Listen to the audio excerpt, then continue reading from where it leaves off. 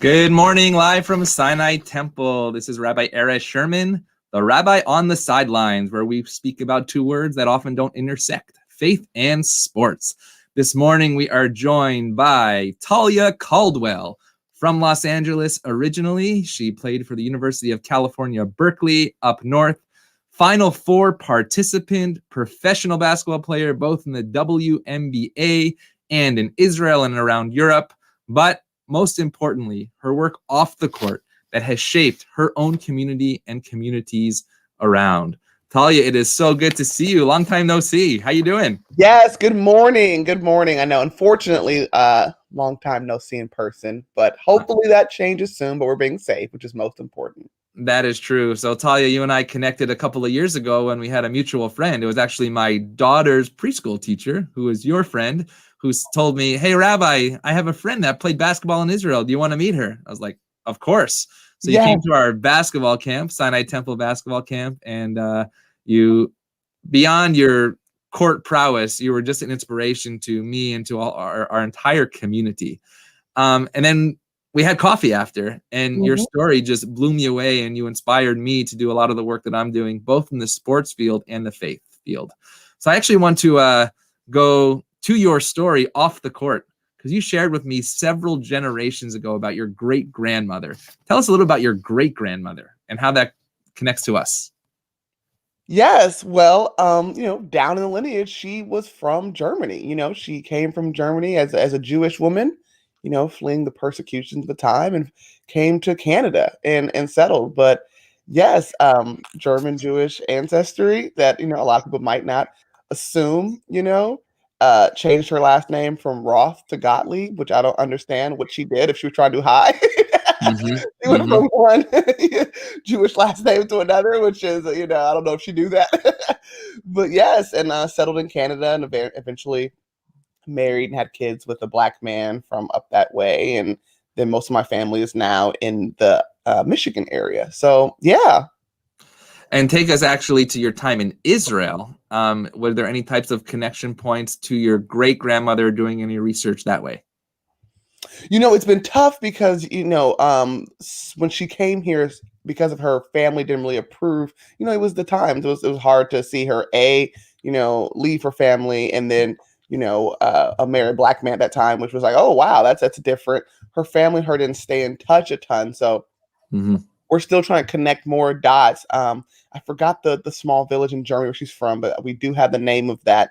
But I wasn't able to go too far back. But when I was in Israel, I did, just from a person of faith, growing up in the Christian tradition, specifically for me, the Old Testament is all there, and Jesus and the whole Bible is just right there. So I definitely went all over, mapping out areas that, you read about. Cause I'm always reading the Bible and we'll Google what the modern, country is. And a lot of times it's in that area, and it's cool because I've also even traveled those waters when I was playing in Greece. I was on the island of Kos specifically. So it's funny how God works, because I could have been anywhere in Greece, but I was on the island of Kos, which was literally 30 miles, a ferry ride I could see from the next land being Turkey. And that specific place that I was looking at would have been modern day Ephesus, which is, Ephesians in the New Testament. So, and then going to the island of Thessaloniki, which is, Thessalonians in the New Testament, which is accredited to the, Apostle Paul. So it's crazy how I've been through all of those waters, with a basketball and a Bible in my hand. Actually, it's interesting. A couple of weeks ago, I had Chelsea Hopkins, Israeli MVP, and she said the same thing. I said, "What was it like when you landed at Ben Gurion Airport?" And she was like, "Well, Tel Aviv sort of looked like Santa Monica. But when I got to Jerusalem, the Bible made a little more sense." Right. So I love how you said holding a basketball in one hand and the Bible in the other has sort of led you through that way. I want to actually take you to a book that you recommended to me several years ago called $40 Million Slave. And this was before athletes put words like equality and justice on jerseys.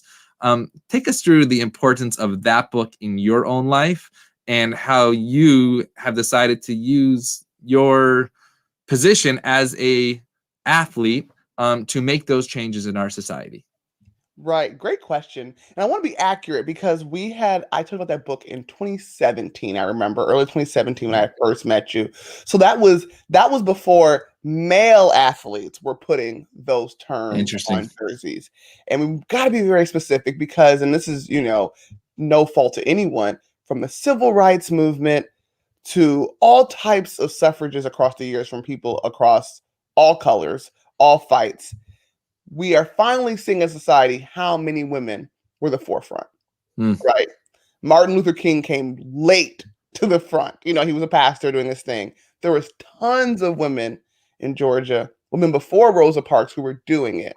And because, we have to admit intersections we're still dealing with, like patriarchy, which is, like I said, it's fine that we're dealing with it, that a lot of those movements have been suppressed. So the WNBA athletes like in the Minnesota Lynx with, Maya Moore. She was Mm-hmm. doing that summer 2016, 2015 after Ferguson and, after Alton Sterling and Philando Castile. So they were doing that vocally with their t-shirts early, and really putting their necks out there. So I want to acknowledge them.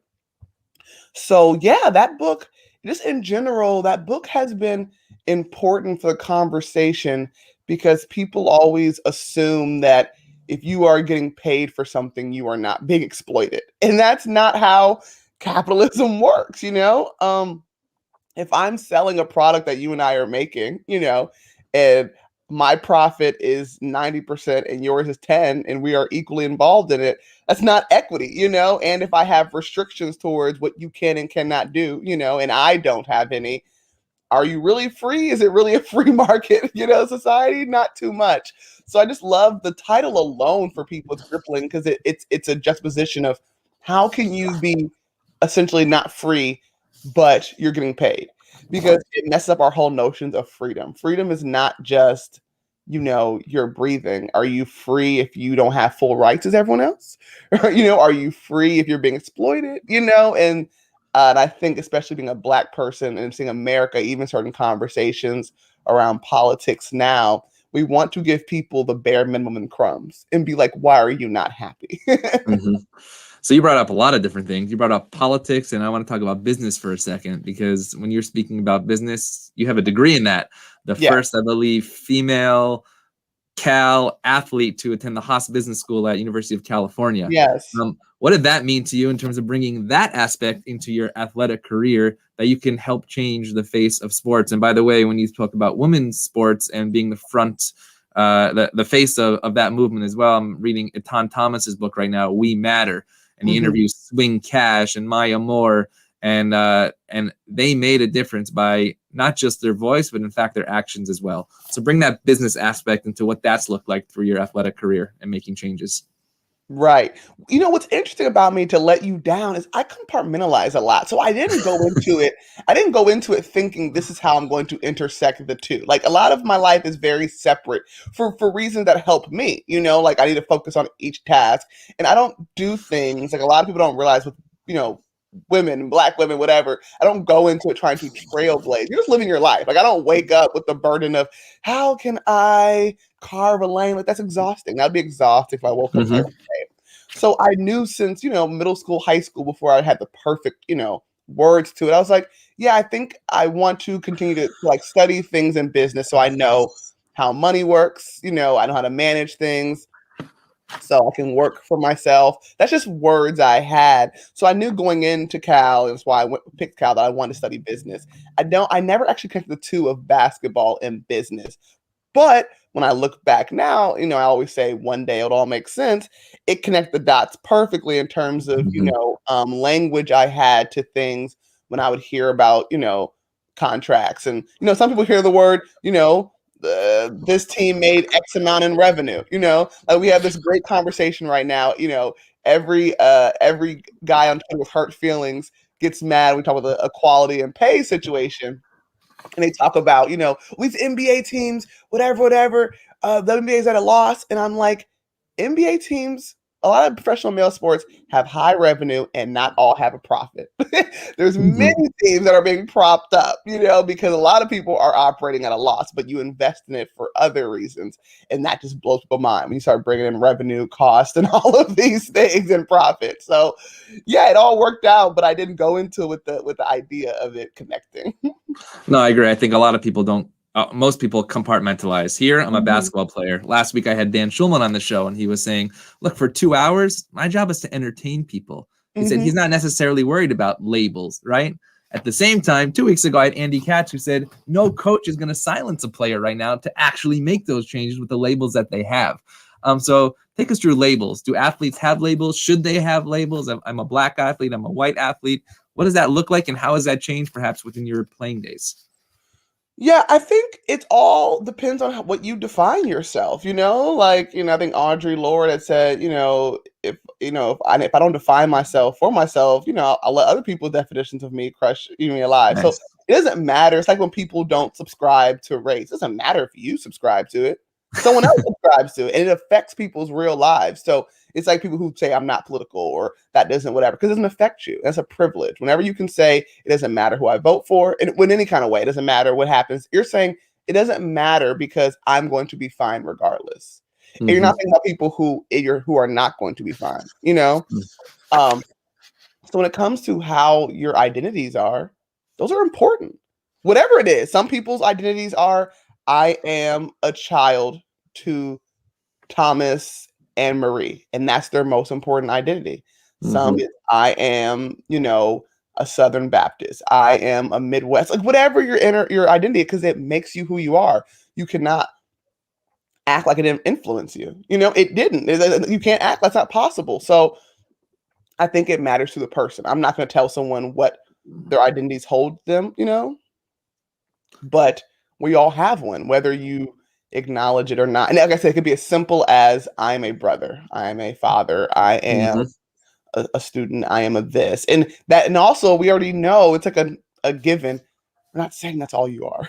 We're not saying right. It's talking about communities. It's talking about things you care about. It's things that you hold dear. There's multitudes, and that's still not going to define your interest. I think the issue is nothing wrong with identities. The issue is when you see an identity and you assume what you know about that person. Right. If you tell me you are Polish, I'm like, you're Polish, and I respect that. The issue comes when I then say, oh, you're Polish, so this. That's where it is.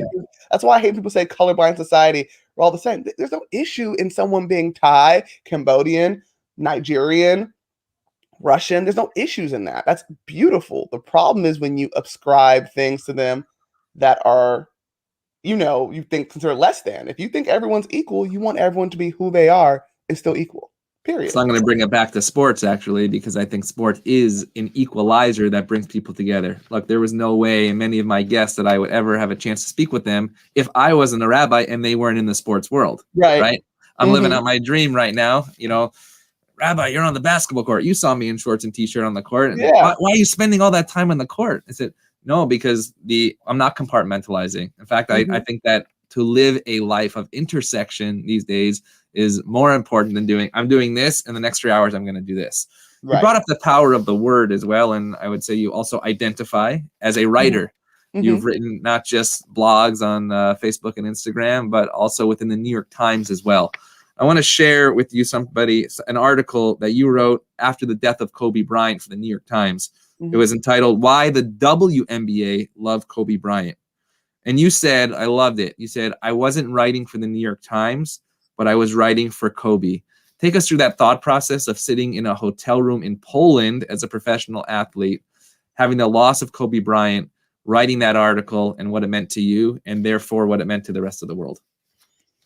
Yes. I feel like whatever your craft is, basketball, if you are a rabbi, whatever it might be, your craft, it has to be personal to you. Once you start doing things for other people, and I don't mean not in terms of doing things that help people, I'm not saying that, but I mean, you're doing it for someone, like this is for that. That's why I do this. I don't preach about God because I love God, but because other people, whenever you're doing your craft, it needs to be very personal, a passion, a love, it's like a relationship,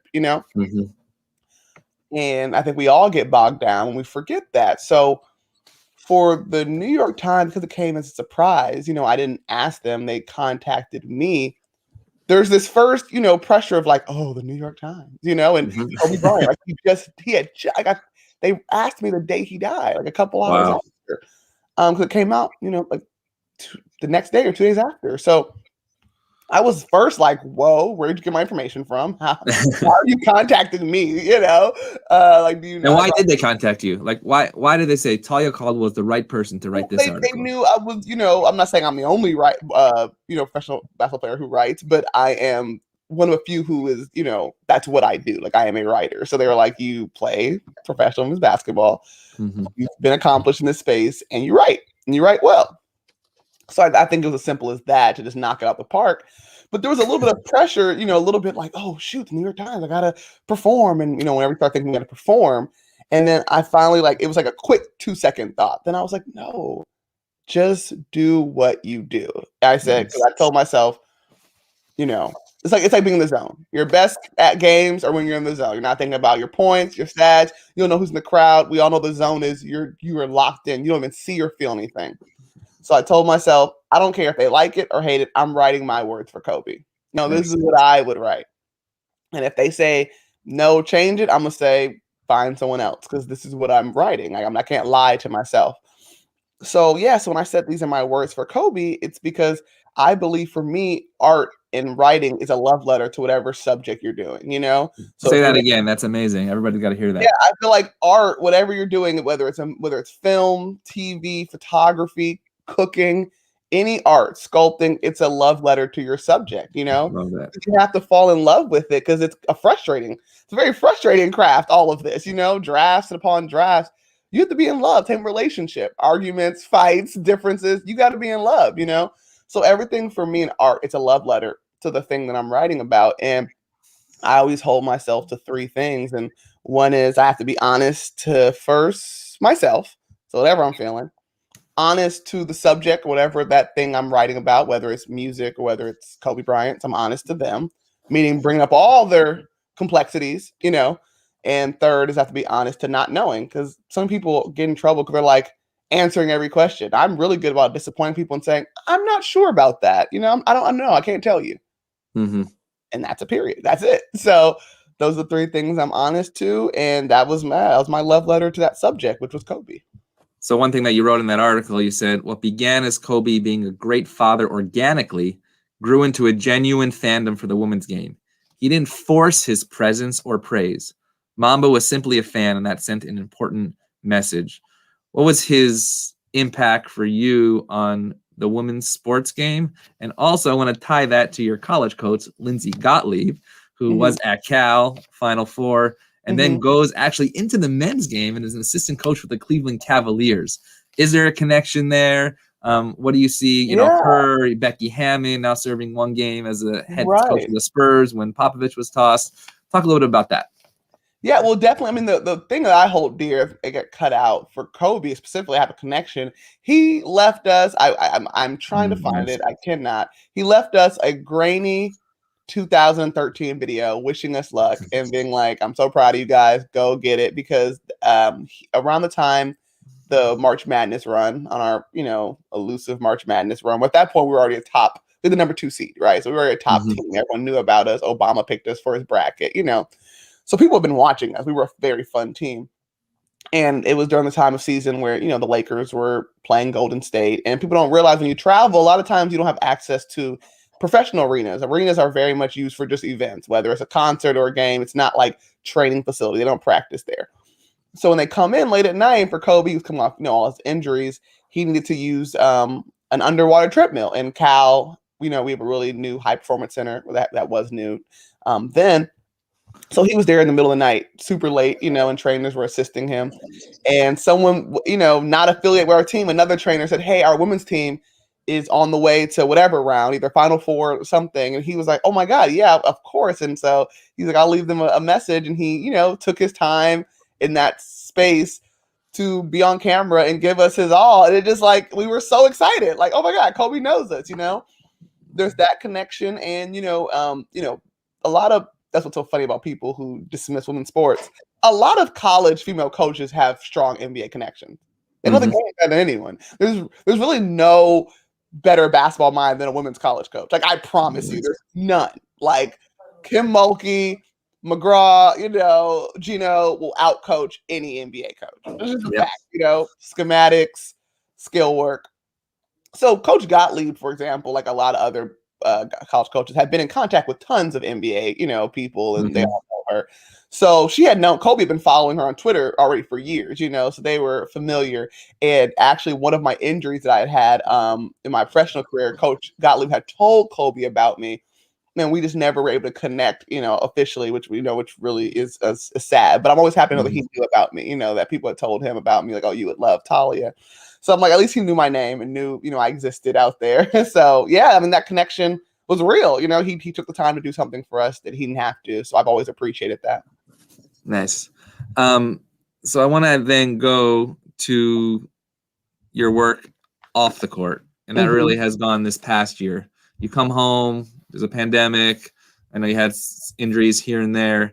And there's an article that spoke about your work in Echo Park. But before I do that, I just want to play a quick video about the word relentless and what it means for you to be relentless. So we'll take a look at this. I'm relentless. I am relentless. I won't stop ever, no matter how dirty the work is, no matter how hard it is. I'm not going to stop until I get the job done, whether it's in a game with my teammates or off the court. With friends, people I care about, I'm relentless. There's nothing that's going to stop me from reaching my goal. I'm just too hungry. You're just too hungry. We're going to use that word hungry. Tell us, as you come home, you're running through Echo Park, which is a neighborhood here in Los Angeles, for those watching outside of LA. What happened and what inspired you? Because there are many people that run by a homeless encampment and says they compartmentalize. They're doing this, I'm doing this. Yeah. So what happened this past year? Look at college chubby cheek Talia, early baby Talia. It was in the pandemic, and I just, the gyms were closed, and I'm a runner, so I had to find some place to run. And, for the first several months, I didn't, it was probably the first month and a half of me running. I didn't stop, mainly because, not because I didn't notice. I always, looked at them. When I'm running, I am in the zone as an athlete. But another thing was, I felt like I was already in their space. I was like, let me just get out of here as quick as I can, because there's their house. Like, I felt like I was kind of rude for running in their house, So a lot of it was me trying to respect them more than anything and not make a spectacle out of it. And it wasn't until, after the BLM LA march, after George Floyd was killed, and I was just feeling so emotionally drained after being there and seeing how things just got so escalated through no part of protesters, because I was there. And I just needed a release. And I just was like, I had a bunch of medical masks that my friend had gave me, or he bought. Yes. And you gotta remember, this is like May 30th. So this is when you still couldn't find water. You couldn't find bleach. Like, the mask was like $45. And I was like, if this is a stretch for me and my friend, because I'm very frugal, and fiscally responsible, I'm like, if this was a lot of money for me, imagine someone who is houseless or working class, or you have kids. You're not spending your last $100 on masks. So I was like, you know what? Whenever you're feeling kind of down or, tired, it's always good to get outside of yourself, right? So I was like, let me go to the park and get outside of myself and see who wants these masks. And I just organically was going around asking who wanted one. I was hearing their stories about like, oh yeah, I need this because when I sleep at night, I drool, so I need 5. And I'm like, oh yeah, you're outside, you're exposed. Like, I don't have to sleep with a mask at night. I don't have to. So just talking to them. And then finally I went to one encampment that was like, the hub. Like, you could just tell this woman ran it, and I went to talk to her. It was Diana, and I wanted to ask her some questions like, hey, tell me what's going on. Like, I go to the store, I have a car, I go every once in a while, I can, get some things. What was something that you could use? Like, nothing major, just what? And she started explaining the things that are really vital to them, that I wouldn't have assumed. I wouldn't have assumed butane fuel, because that's how they cook their food with the camp stoves. And you can't find butane fuel in Vons or Rouse. You got to go to either Home Depot or Walmart, not even Target. Things like that. And ice. Didn't realize ice is their main refrigeration. Of course, it makes sense once you hear it. So ice is, you already know, like, expensive. Imagine trying to carry that in LA heat. Not possible. So, I talk about being culturally competent, whatever space you're in. I And like that. I hate the phrase, be the voice for the voiceless. No. And I heard a few years ago that's changed my life. That was, you don't have to be the voice for the voiceless. Just pass the mic. Just pass the mic. Nice.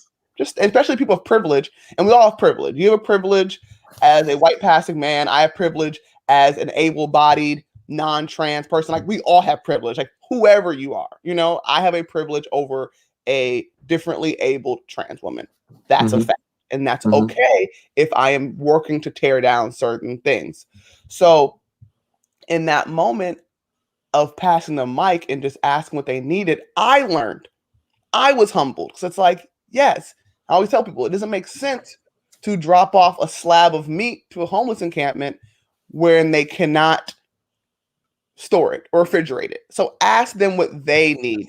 And so I went to the store that day with my own, humble $50 and bought supplies. The next day, she couldn't believe I actually carried through with it. Wow. She was so overwhelmed. I didn't feel like I did a lot. She acted like I just, changed the world, because I always tell someone, you don't have to change the world. You can change somebody's world, and that is effective. Because actually, there's a beautiful teaching by our rabbis that says if you destroy one person, that's as if you destroyed the world, and it's very complementary to exactly. It's a fact. So I saw that and was like, wow, that wasn't that hard. I didn't pressure myself. It didn't take anything out of me. I said, I have friends who I know are always looking to do some good, who have a couple extra dollars, not a ton. It's a pandemic. We're all going through something. No matter you make $1 million a year or $100 a year, we're all still going through a lot. But I said, let me just see if anyone would want to, like old school, high school. Hey, here's some money. Give me some money, go to the store and pick up this. So I went on Instagram, was like, hey, you guys, y'all know Echo Park is near and dear to my heart. As an LA native, been going there for a long time. There's some friends out there who just need a couple of simple things. I go to the store. I'm able to leave my house, and safely quarantine. If you guys have any extra money and want to fill it in, here is our collective that we're starting just as a community. We're all in together, Echo Park Fund, and we'll go whenever it makes sense and help people. It was very organic. It wasn't this giant, I want to save the world. It was just, we know people with resources. We know people who need resources. Let's just connect it. And what does that look like right now? Is it in actual organizations? Is it still organic? Still very grassroots, still very, everyone is like, some people are like, hey, I'm going to the park today. You want to come by? It's more just like a club where we just do things, some people can't be out there, so they'll give someone money and be like, hey, go to the store for me. It's very organic. And, I was able to extend that to an event in South LA in Leimert Park, which is predominantly Black. And I had an event on October 7th called Homework and Hot Meals. And through donations of just friends, I was able to purchase, dozens of laptops, like Chromebooks, and had a local friend, Hugh, a rapper from the area, who makes vegan meals, create like a couple hundred vegan meals. And it was social distance outside at the Regency West. And we had zoning and all this, it was very safe, very professional. We planned it out. And we were able to give away laptops and help people with homework, help kids with homework and tutoring and services, and give supplies out and backpacks and clothes. Real simple. So what's coming up next? Because, we're talking words. This is simply a podcast. It goes to YouTube, Facebook, but we have people listening. We have people that can actually do this. What is something today that we can make a call to action that you and me, all of us together, that we can do? Specifically with Echo Park Fund, or just all of us as individuals? No, I'm talking about you. You're doing the good work at Echo Park Fund, and let's do this together. I'm committed right now. What are we going to do? Yes, honestly, the biggest thing that we can do right now is, there's two fronts. So my next thing that I want to do in the spring is vocational stuff. So I'm always looking for people. If you are good at LinkedIn, if you're good at resume building, money is great, but it's not the only resource. I'm not driven by money. My Pastor Michael McBride at the Way Christian Center in Berkeley always talks about the 3 T's. You probably have your own version of it as well, which is, time, treasure, and talents. Nice. We all have one of those. Some of us don't have a dime to our name. But we got so much time right now, and we can read to a kid over Zoom.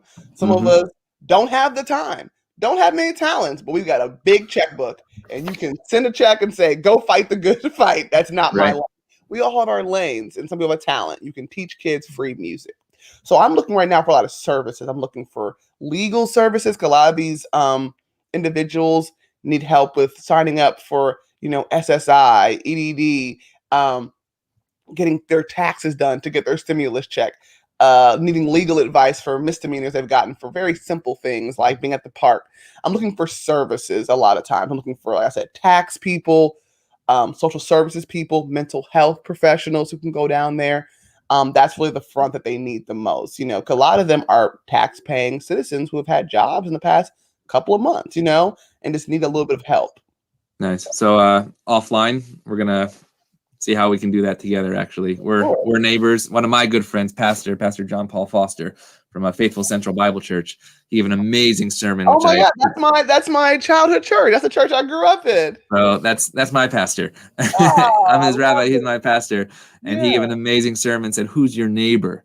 Yeah. Especially during this past month, these past few months, and we've really hit on that because we have to know our neighbors. And what you are doing with Echo Park Fund, like you said, you went into a different neighborhood and you decide to find out who are my neighbors that I'm running into and how can we help our neighbors as well.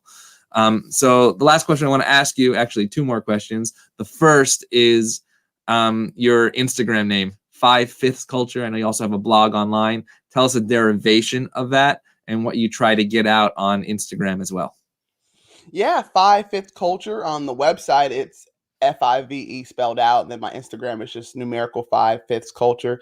And a lot of people don't really know the background with that, but it's from the 3/5 Compromise in the American Constitution, which to justify slavery made African slaves property. And it wasn't until the South was like, oh, if we start counting all this property as people, we can start getting more powers in the House and delegate votes and all of that. And but to justify the supremacy they had over them, they were like, we can't make an African slave a full human. That'd be crazy. So, every Black person in America is 3/5 human. I know you could be a fraction of a human, but apparently you can. It's a really dark time because people don't realize it wasn't an unofficial. It was official. It was in our Constitution. So I hold that with me. I hold that with me that the country that I was born into at one point considered people who look like me a fraction of a human. And so now I'm reclaiming that.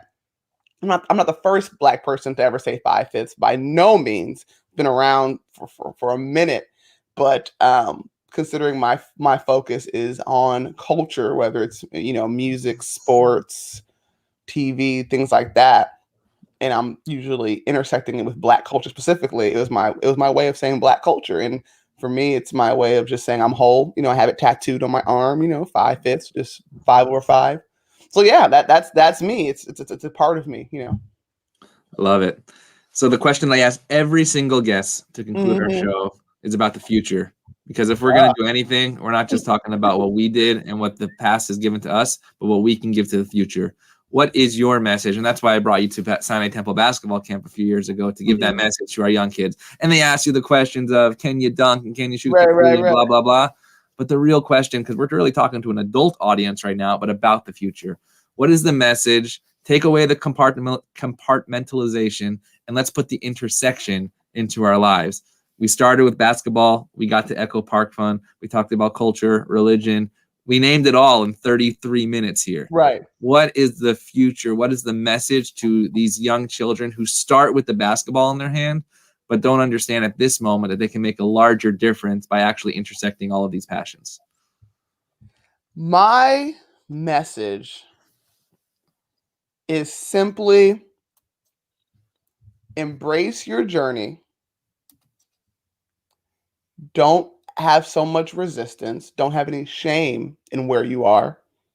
Because like I said, it just makes it harder. It adds more resistance. So embrace your journey. Don't have resistance. Don't have shame. And let yourself make mistakes. It's how you will learn. And be open to learning. Really be open to learning. And I think it'll all work out. It'll all work out how it should. All the pit stops, all the hurdles. If you're keeping your heart pure in that, I think if I had to just finish it, the one quote that I would say is really good for young people, especially, I think all people, but especially young people to live by, is Thurgood Marshall, the first Black Supreme Court justice, is what is the quality of your intent? What is the quality of your intent? And, we all hear about intentions, but we all know intentions does not negate impact. And I think if you try to strive for a high quality of what you're doing, you can live with the failures, you can live with the bumps, the bruises, the mistakes, when someone corrects you with grace and with love, you can live with it because your intention is with high quality, which means you plan for things a certain way, you invest, you work on yourself. Quality of your intention matters and how you do something. It's like practicing bad or practicing good, because it's all practice. Life is a practice. Practice plus practice equals a practice. So just make sure the quality of it is where you can be proud.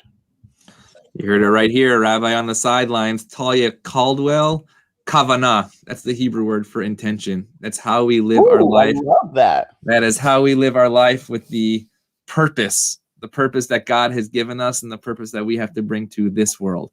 Talia Caldwell, so great to see you. We can't wait to see you in person, and most importantly, partner in what you're doing in the Echo Park Fund with us here at Sinai Temple.